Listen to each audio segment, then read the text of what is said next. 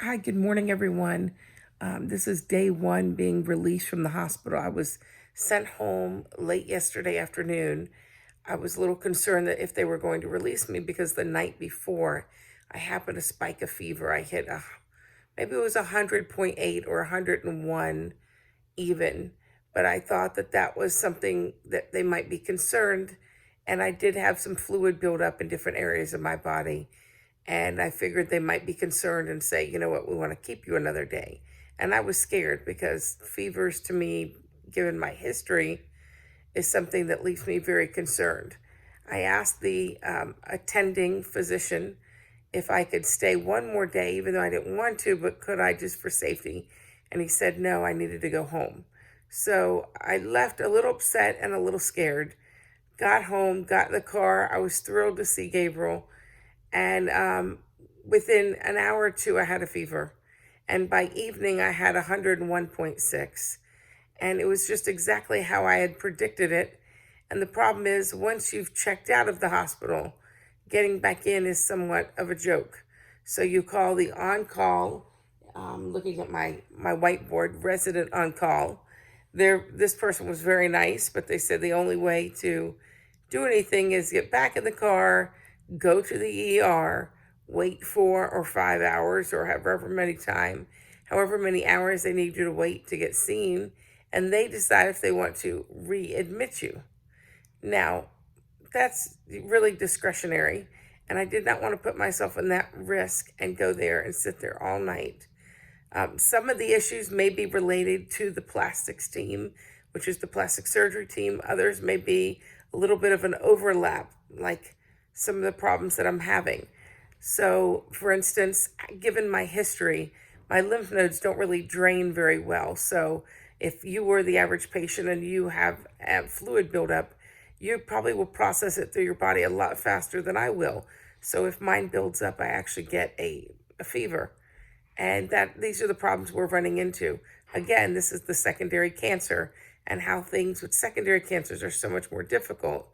And I felt that despite the amazing team that they are dealing with the work that they initially do, that the lack of experience for everybody, from handling comorbidities, as they call it, and secondary cancers was a bit frustrating. That I was telling them, no, this is what they do, this is how it's handled, this is why it's a concern. And it became very frustrating. So here I am. I also had heparin shots in my leg every day, 3 times a day, to prevent a blood clot. I kept telling them that at one point I could not feel my leg, that it was numb, as if someone was going to do some surgery on it. I couldn't feel my leg, had back pain and a rash. And if you look it up, some of the problems I was having happen to be in line with exactly what a heparin reaction is. To this day, my leg is on fire, like fireworks, from those heparin shots.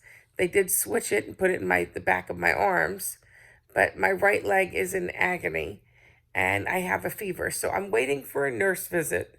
This week, I do have coverage, I think, for nurse visits for 5 days because I really pushed for it, demanded it. I was a pain in the ass actually about it, that I had to have a nurse every day this week if they were going to send me home on this sketchy of I have a fever but I need to go. And so I'm waiting for a nurse who's going to come here from 10 to 11, 10 to 12 and see what's going on. And then I have to call the office again. So I'm hoping I get to stay home, but I hope that there's some solution to the problem. Oops, I'm so sorry. Here I am. I'm back. I'm hoping that there's some sort of solution. Nevertheless, I have 2 drains in.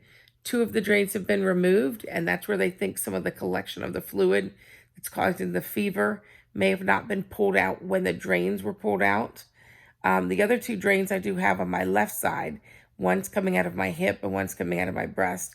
Those will stay at least another week, maybe 2. But it has not been easy. It's exhausting.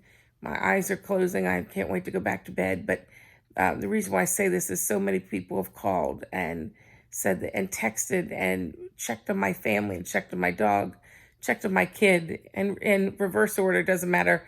Gabriel is more important than Coco, but Everyone's checked on everybody in my family, and I'm so grateful for the rides, for the food, for the help, for cleaning the house. I can come home to a clean house. It's been really such a godsend, and I thank you. And I just have not had the strength. I'm the type of person I love to write thank you cards, and I just don't have the strength to do it right now. So as soon as I get more information, I will definitely pass it along. But I'm tired and I'm frustrated, and I just want some answers as to why I'm sitting here in bed, having left the hospital, and I should be feeling at least stronger and better and not here with a fever.